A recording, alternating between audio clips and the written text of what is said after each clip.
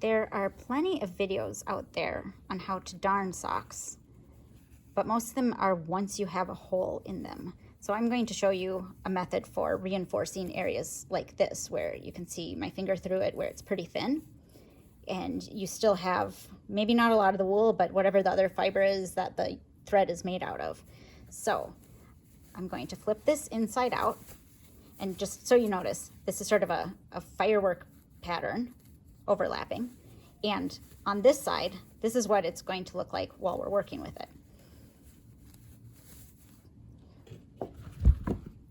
So this is a curtain rod finial that I pulled from the trash, and it works very well as a darning egg.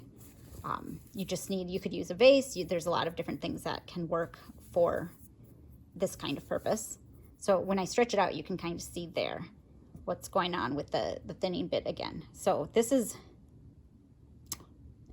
what we're doing here is basically the blanket stitch.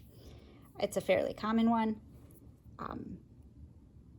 And it is just, you set your first stitch, and then you come up for your second one, and you make sure that yarn is behind. That's what's going to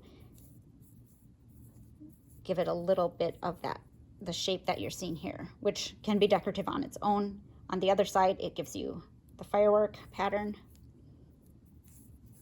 depending on what your preference is.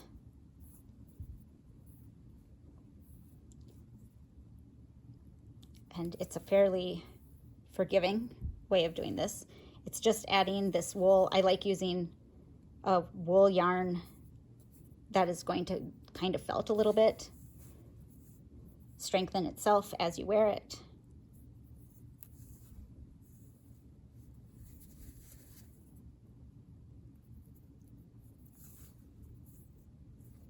And you can see my stitches are really imperfect.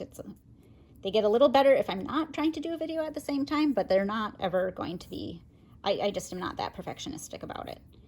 If you are, you might make some beautiful things. And it's great to practice on socks, because when you make beautiful things there, you can apply what you learn to things that are more visible that you're going to wear more publicly. And if you do things that are maybe not very pretty, or using yarns you're just trying to use up or whatever, there's not going to be a lot of people seeing them. It's a great way of practicing and learning and trying new things. So I just went up, and now I'm going back, because that's primarily where that wear is showing up. And this is just kind of protecting from both sides what remains of the thread. So it's always easier to repair before you have a full hole.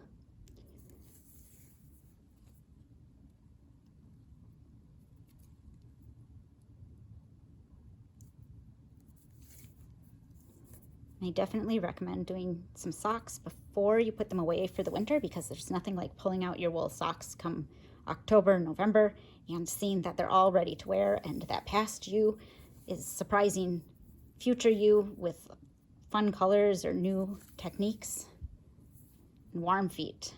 So this is basically what you do till you've decided you've done enough. Can go back. I probably will a little bit, but that's not necessary for the video.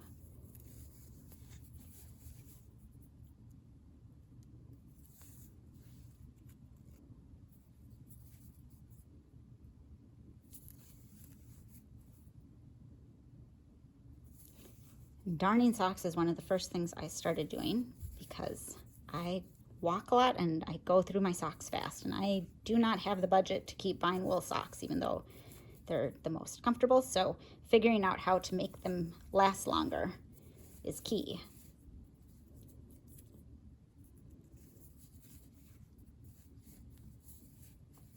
So let's call it there.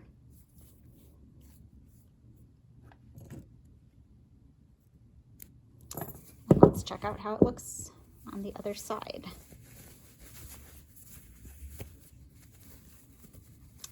Oh, and there we go. A little bit more color in that firework. and those socks will go a little longer.